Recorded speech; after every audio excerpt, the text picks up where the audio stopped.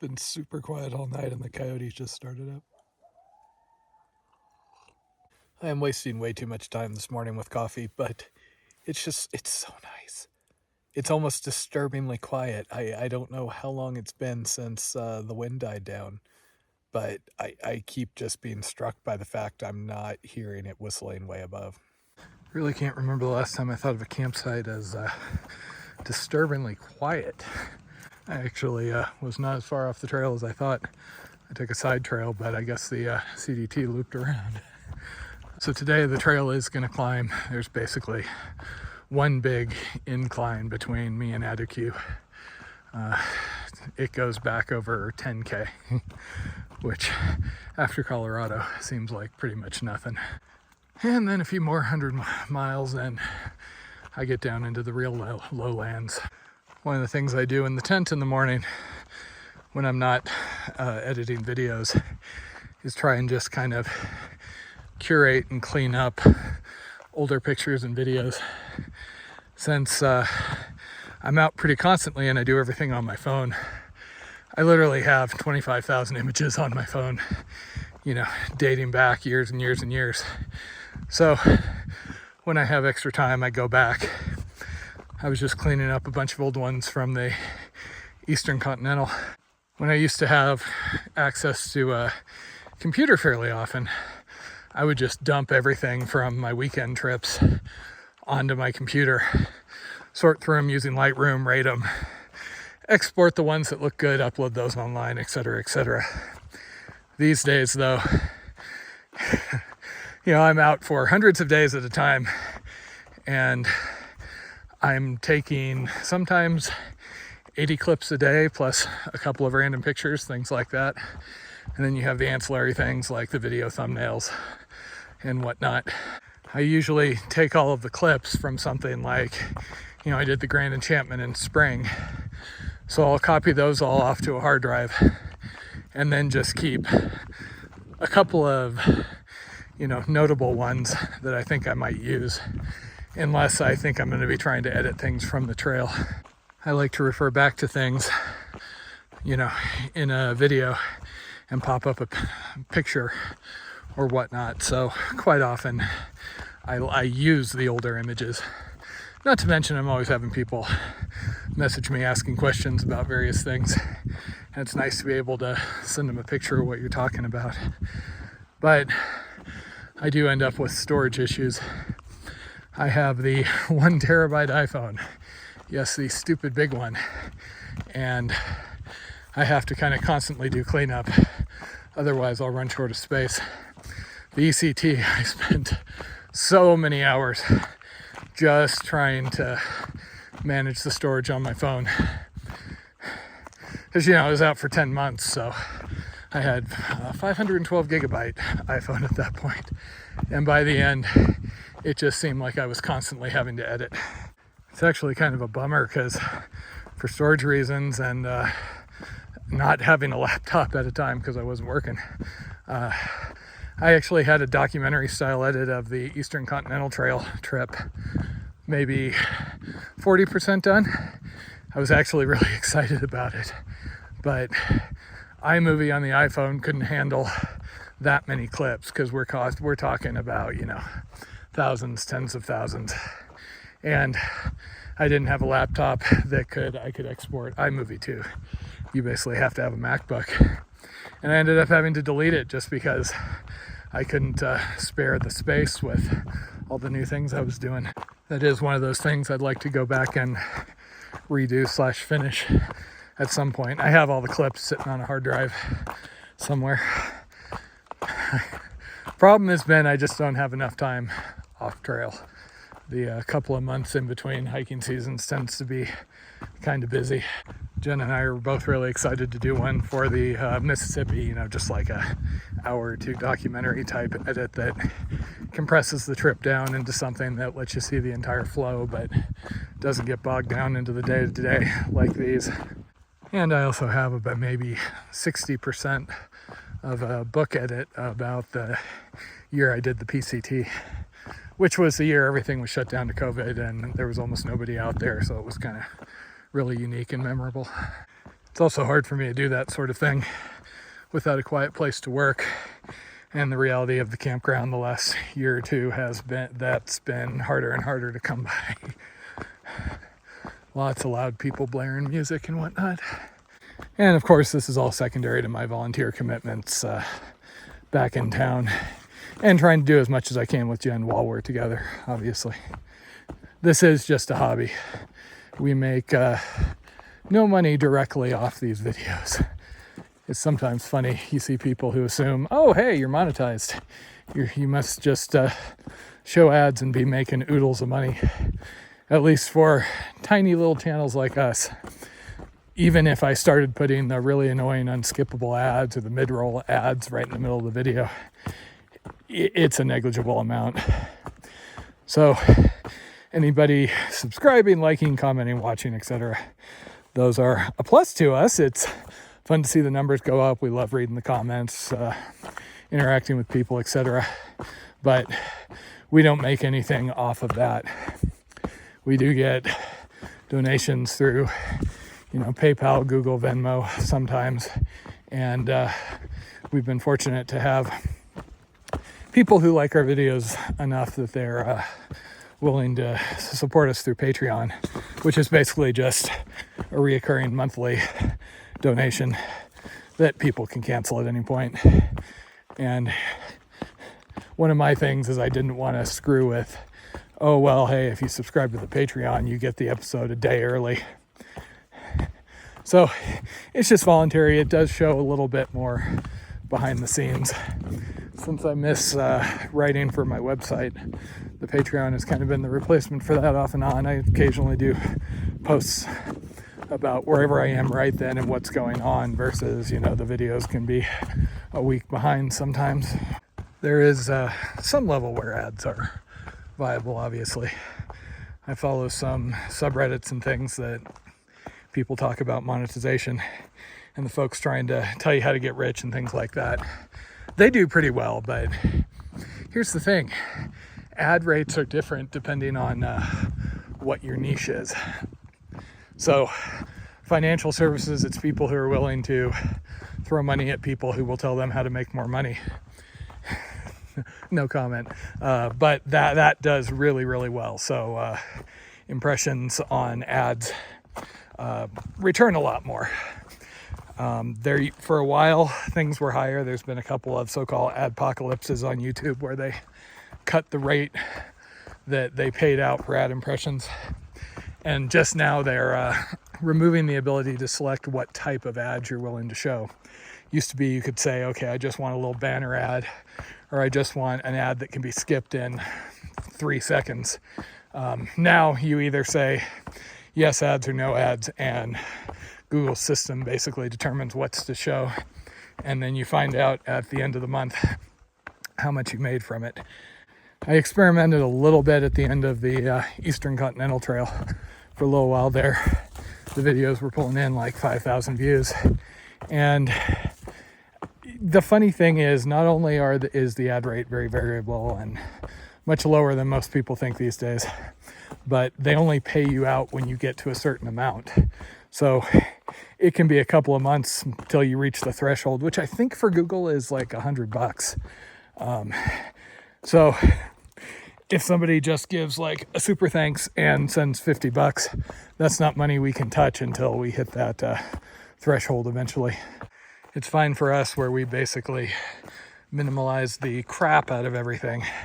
So we have less off-trail costs, and we can live off, Jen's teaching job and odd jobs I do.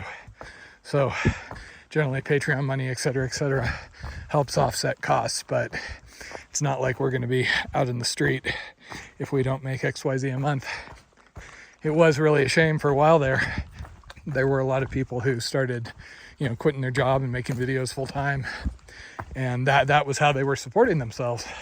And then eventually as the rates went down and down, they had to undo that. Even saw one guy that had a pair of monkeys, because that's what I watch instead of hiking YouTube, pet YouTube and fish YouTube, and Rand George. And he actually had to give his monkeys up because he didn't have the financial capacity anymore to basically keep them and not work. And monkeys are like having hyperactive toddlers. Can't leave them alone for any length of time or they're liable to destroy things and hurt themselves.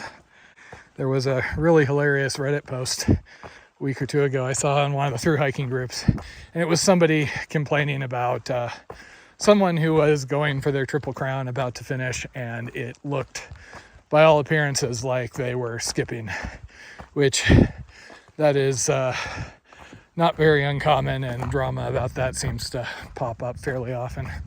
But this person just couldn't believe it and thought that something should be done, because if you're a Triple Crowner, I mean, that's a big deal. You can make money, you get all these, and people pay you for interviews, and you get book deals, which is kind of hilarious. I have talked to people who have book deals, but in most cases, those books people put out, you do that yourself these days. You can go on, Amazon, and they have services to help you basically turn a manuscript into a book and publish it. And short of Bill Bryson and that lady that didn't really do the PCT, I don't think they do numbers enough to really make a ton of money. Though I did meet one guy who, he didn't give me exact numbers, but he said that it was a reasonable amount of money. Not life-changing, but nice to have sort of thing. My year on the PCT, there was somebody who had done like 89 miles of the PCT and then wrote a book. That it wasn't a real big book, but that should tell you kind of the low bar there.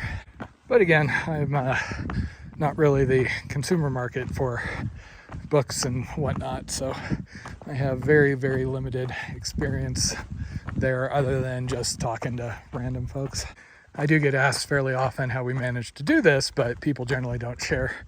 I know there are people out here who are independently wealthy and that's how they hike all the time. I know some older folks have said basically they live off, Social Security and retirement benefits, and so they can hike full time. Jen and I are not independently wealthy. We just budgeted and rebalanced things to prioritize this rather than any of the other things. We both have cars that are in less than great shape, and when we're not on an adventure like this, we live pretty minimalist in local campgrounds and things like that. We are also fortunate to be in an area that doesn't treat teachers like complete crap, which is part of the reason why when we've looked at moving to certain areas to maybe get a little more of a remote winter-based living situation, teachers are not paid very much, and in a lot of cases they have to do a lot of additional work after hours. And you would not believe the amount of effort that Jen puts into her job already. So even if it's an area I'd really like to live, like, swamp out in Florida, it just really isn't worth it. At least not yet. If those campgrounds jack up their rates massively in Southern California, like I'm kind of afraid they will, we're already limited to just a couple of them because county parks are a lot cheaper than state parks. And if they decided to just double or triple their rates, there'd still be people who would go because they're out camping with the kids, etc. But that would change the economics. And everybody wants to live out there because weather's so awesome, etc. So rent is just stupid expensive. The funny thing is I get a non-trivial number of comments for YouTube, etc., basically screaming at me for saying anything other than California is horrible. And part of me kind of wishes that wasn't just, political narrative bullshit. Because if people really were leaving California in droves because it was a borderline failed state, as somebody told me not too long ago, then demand would go down and it would be a little more affordable for those of us willing to put up with the failed stateness, because the wilderness is awesome out there. As I've been looking through old pictures, I have screenshots of some of the craziest comments, some of the nicest comments, and just stuff that happened along the way. It's always kind of fun to look back when I had like 70 subscribers walking through Florida. The other thing people don't realize about YouTube, though, is because comments were so bad for so long, it was literally kind of known as the cesspit of the internet, and people would disable comments on their videos because they just didn't want all the trolls. See that Trevor Moore song, The Ballad of Billy Bob?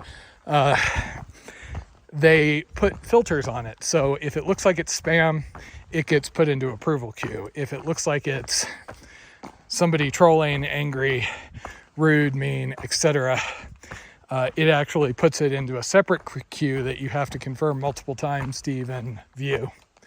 And we get those from time to time. I've actually had people leave a borderline comment, get hit by the YouTube censor, and then start screaming and exploding and sending all sorts of things because they're convinced that I'm censoring their free speech. There actually are very few controls on that. I used to see notifications when I was hiking in areas that where I had reception as videos were published, unlike now where I usually have to look at them after the fact. And I would see kind of like borderline comments being made, rude, conspiracy theory, yada yada, and it would be gone. I couldn't even view the comment. And it'll even hit me. One of our longtime followers, Stitch, and I were talking about this ridiculously bad fantasy series I like to make fun of called Sword of Truth. And I was describing in very mild terms kind of the levels of ridiculous that happen in there. There's a reason why I call it on-round happy rapey time books. And YouTube was zapping the comment threads even that I was participating in and starting. It's frustrating. I've given them feedback, but having seen what it was like before, the current setup is a lot more preferable to what used to be there. Well, it might sound great to have no censorship and people can just post what they want, etc., etc. That has been proven multiple times to not go so well. Last big revolt that happened on Reddit for that same reason. Somebody sets up, another website like Vote, and people move to it, and without any moderation, Nazis and child porn. Instantly, it seems like. I usually have a pretty light touch as far as actually deleting comments or moderating things. Unless it's somebody who seems really mentally unhinged or is being mean. I mean, I have killed people's ability to make comments because they were saying ugly things about Jen that were just completely undeserved. And see the bit at the start. I mean, we don't get anything out of people watching or subscribing to the videos. It's just a hobby. So, as happened in the Mississippi, there was somebody who seemed a little bit unhinged who was just ranting about canoe techniques and calling us names. And it was making Jen unhappy, and I was reluctant, but there's no reason to keep stuff like that on the video. Again, I always welcome feedback, especially since I don't really watch other hiker videos. So if there's something I could be doing better, like I would love if somebody would teach me how to completely get rid of lens flare and how to normalize audio just using an iPhone. I know how to do those with laptops, but phone software is kind of limited. But if it's just, being mean and asshole-ish for the sake of being mean and asshole-ish, no point in putting up with that. I really don't know what the level of, subscribers, views it takes to make ads worthwhile in the hiking space. The only people I have talked to who have shared numbers are, my size or a little bigger. So I can only imagine what the Dixies of the world and the clickbaity people are actually doing. There is a website called Grapheon that basically tracks Patreon numbers and tries to make guesses, but generally any Patreon over a certain size, you can't see the individual donation amounts, so it's all guesses and ballpark. You could have a whole bunch of Patreons that are just donating $1 a month or $5 a month, or you could have those really, really generous ones that are donating like 50 plus. And remember, with any of those, Google, Patreon, etc., the company takes a processing fee out of them, which is not completely insignificant. So if somebody's giving you $5 a month, you're not actually getting $5 a month. You're getting some fraction of that. As far as water today, it looks like it's not going to be quite as long a stretch as yesterday. And yesterday ended up being a little better than comments on Far Out made it sound. But I'm going to fill up here since I have a clear running source. I'm going to try and avoid cow ponds as long as I can, just to see if I can't stretch this filter for the remainder of the trip. We are basically taking a complete bath on shoe costs here, just trying to finish out the CDT without getting into Grand Enchantment style misery, trying to swap shoes right in the middle of 100-mile long sections. So I'm trying to minimize some of these other costs. Oh, that is a beautiful sight. Some of the northbounders actually had trouble crossing some of the streams in this section per the comments. But again, that's why you don't go northbound if you want to do the entire CDT, unless you want to flip-flop. I'm kind of hoping I can get reception at some point today as I climb up into the higher areas, just because the last weather report I pulled said basically storms for a week. And I'm curious if that's changed or if maybe I'm in a different zone. The weather was so unpredictable in southern Colorado. I basically didn't trust it much anyway, but I'd really like to see that it's just going to be clear like this for a week. Sure does seem like this isn't a bad timing as far as crossing southern Colorado and getting into New Mexico. Damn hard to hit if you're going straight from the border and not doing the big shortcuts like Big Sky Super Butte, though. I really don't think I would have done anything different as far as the attempt last year. Went almost ideally until the whole COVID thing.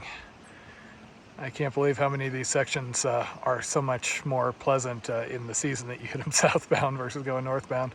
The people hitting like mosquitoes in the Great Basin, for example, sounded kind of hellacious. So it looks like I'm basically going up, I'm at 8,500 right now. I'm going up 2,000 feet over the next 10 miles. And then I spend the next 30 descending down to about 6,900. So 3,000 down on the far side. Which, that sounds like a pretty easy stroll into town, which is good because my food's a little on the short side. Thought I'd gotten too much, if anything, but I am kind of in that 500-mile range where hiker hunger starts to kick in, I guess.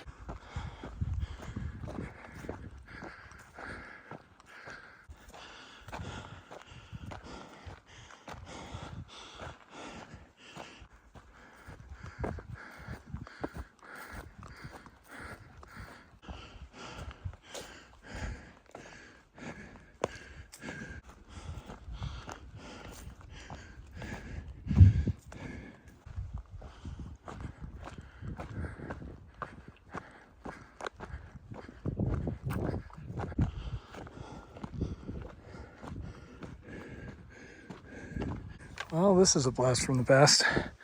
Again, the Far Out comments are kind of entertaining with what people call good or bad water. I don't know how you're getting any better than that. Okay, getting there. Cough and lungs are still a noticeable issue when going uphill. When I'm just strolling like this, less so.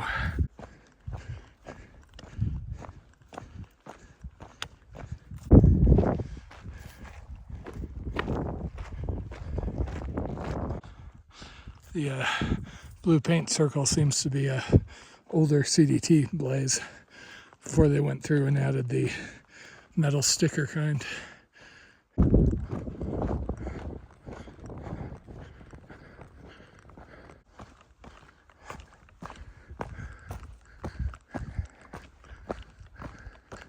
Just ran across a day hiker.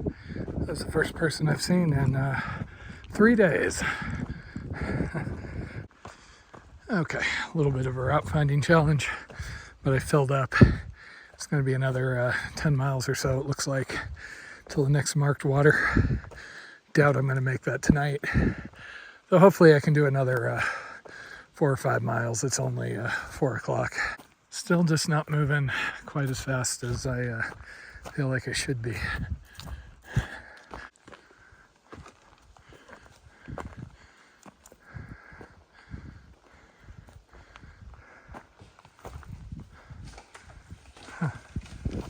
Wow. Just heard him bugling, that's why I had the camera out. That was a rack. They're up on the ridge over there.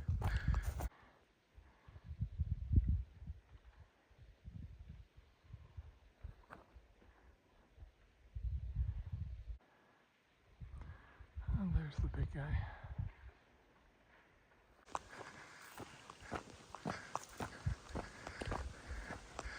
Probably not audible over the phone, but they keep bugling.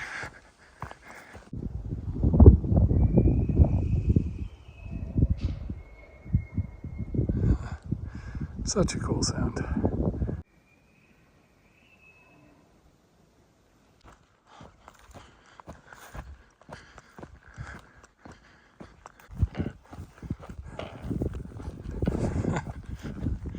They're not too happy at me stomping through their napping spot.